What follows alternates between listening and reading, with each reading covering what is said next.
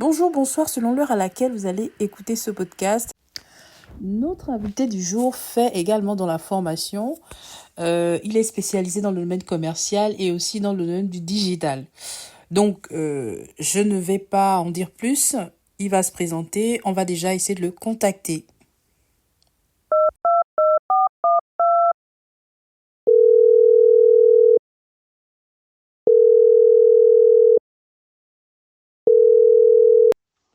Bonjour, merci de m'avoir invité à ce podcast.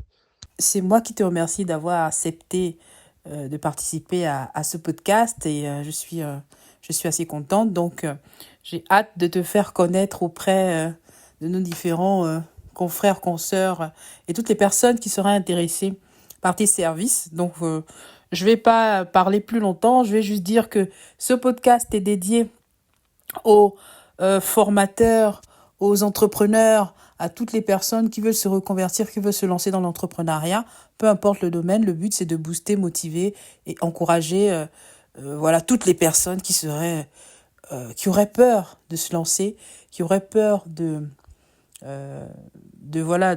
mettre un pied à l'étrier dans le domaine de l'entrepreneuriat. Alors voilà, c'est tout ce que j'avais à dire. Donc je vais laisser mon invité se présenter, mais avant, jingle.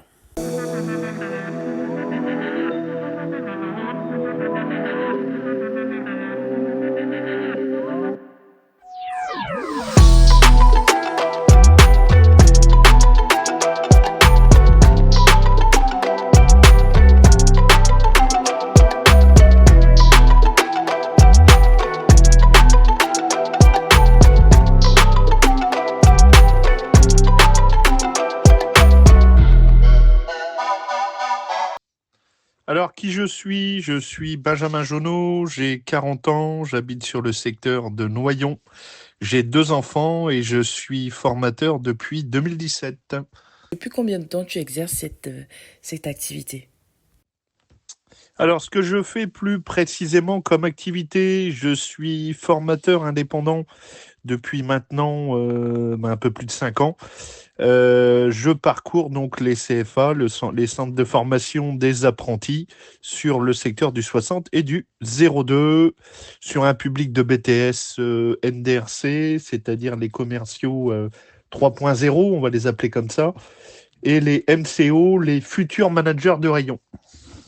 Super, très intéressant. Dis-nous, qu'est-ce qui t'a poussé à te lancer dans cette activité? Alors, qu'est-ce qui m'a poussé à me lancer dans cette activité? Je dirais que j'y suis arrivé un petit peu par hasard. J'avais une grande connaissance de l'entreprise, notamment sur le terrain comme commercial. Voilà, ce qui m'a servi naturellement à pouvoir raconter le milieu de l'entreprise, on va dire, leur raconter voilà le vécu d'entreprise. Et au fur et à mesure de tout ça, je me suis comment dire, formé un peu plus profondément donc dans le métier de formateur et dans notamment les différentes spécificités du marketing. Et cette activité, tu l'exerces depuis combien de temps? Alors, depuis combien de temps j'exerce ce métier? 7 ans. Alors dis-nous, est-ce que tu rencontres des difficultés par rapport à tes activités diverses et variées? Alors, les difficultés de ce métier et ce que j'ai rencontré comme difficulté lorsque j'ai lancé l'activité, déjà, il a fallu trouver des clients, il a fallu trouver les bons partenaires, voilà, qui me suivent pour cette aventure. Consolider ensuite les partenariats et puis arriver à se relever un peu des premières embûches que j'ai pu trouver sur mon chemin. Voilà, notamment ce qu'on retrouve la trésorerie, quels sont, comment dire, ce qu'on peut utiliser pour se déplacer, trouver les bons outils, voilà, savoir répondre à des appels d'offres, tout ce qu'il faut pour générer une activité de manière commerciale et sur une manière aussi en gestion un peu plus financière et gestion un peu plus terre à terre de bureau. Voilà. Donc, qu'est-ce que j'ai eu à relever comme difficulté aussi? Le fait de devoir se structurer un petit peu plus en interne dans ce que j'appellerais les back-office. Effectivement, c'est assez intéressant ce que tu présentent comme difficultés. Et à mon sens, c'est les difficultés en fait que la plupart des formateurs qui démarrent dans une activité rencontrent, hein.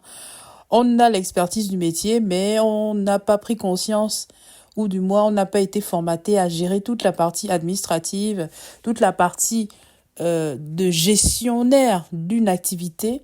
Donc tout ce qui est effectivement gestion de budget, gestion de factures, gestion administrative. Donc il y a toute une paperasse quand même à prendre en compte dans ce métier de formateur, surtout en indépendant. Et ça, il faut vraiment le surligner, que quand on est formateur indépendant, il faut être vraiment préparé sur cette partie administrative qui demande quand même pas mal de temps à gérer. Gérer sa com aussi, on n'en parle pas assez, il faut gérer sa com, il faut aller chercher les prospects, donc les premiers clients, c'est pas toujours évident, voilà. Quand on n'a pas, parce que le métier de commercial, c'est un secteur à part entière et on peut avoir du mal à se vendre. Et ça, c'est vraiment un gros, c'est l'une des tâches que beaucoup de formateurs ont du mal à gérer, sans compter la partie appel d'offres.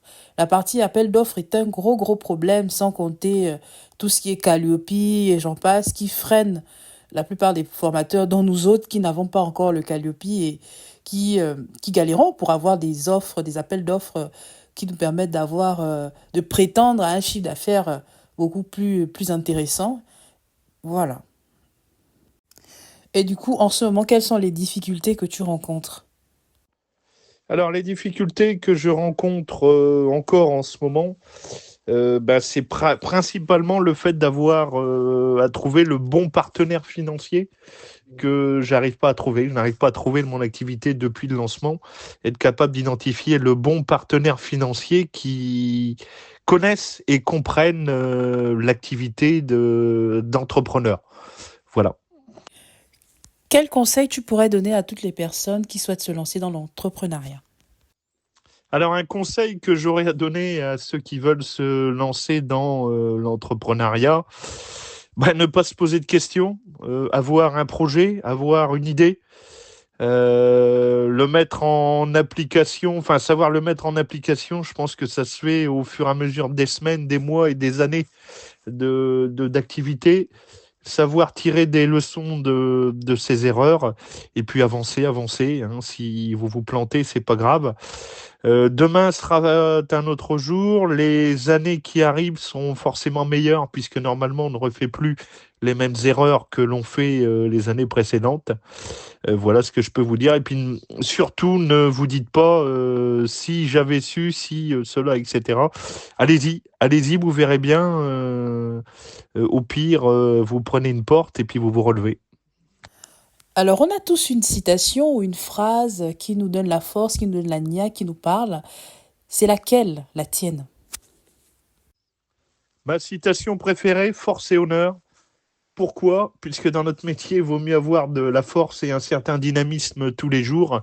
Et honneur, puisque ne jamais perdre sa dignité et toujours rester droit dans ses baskets et toujours avoir la tête haute.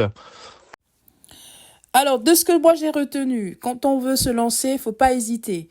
L'entrepreneuriat, c'est magnifique. C'est pour ça que j'appelais mon podcast Entreprenifique, parce que entreprendre, c'est magnifique. C'est pas facile, c'est pas simple, mais on s'éclate. Alors, de ce que moi j'ai retenu, il faut se lancer. Il faut apprendre à faire du commercial, donc il faut se former sur la partie commerciale, parce que quand on se lance, surtout en indépendant, faut penser, faut travailler sur la prospection, sur la recherche des clients de façon perpétuelle. Je sais que souvent on n'aime pas quand on est expert dans un domaine, on veut juste exercer son activité, mais malheureusement ou heureusement, il faut quitter sa zone de confort et apprendre à faire de la vente, donc aller chercher ses clients. Il y a la partie administrative qu'il faut prendre en compte, tout ce qui est gestion facture, gestion de la trésorerie, gestion financière. Donc vous êtes un chef d'entreprise à part entière quand on est indépendant et ça s'apprend. Voilà ce que j'ai retenu. Je vous dis à la prochaine. Et avant de partir, je vous laisse le lien, donc le contact de Monsieur Benjamin Genot. Profitez des services de Benjamin Genot. Vous allez sur LinkedIn, vous tapez simplement Benjamin Genot, vous le trouvez là. Hop, il est expert en formation numérique, donc n'hésitez pas si vous voulez profiter de ses services. Merci encore à toi d'avoir participé à ce podcast et Je vous dis à très bientôt pour un prochain épisode.